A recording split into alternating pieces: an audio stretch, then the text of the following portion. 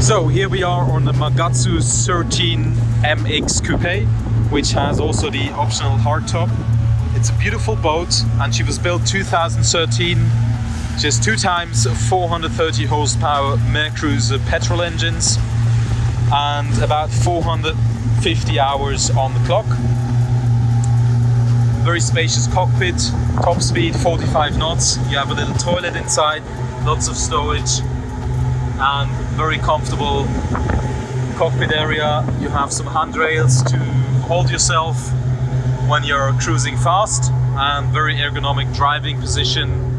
So she's in good condition and the side decks are very accessible.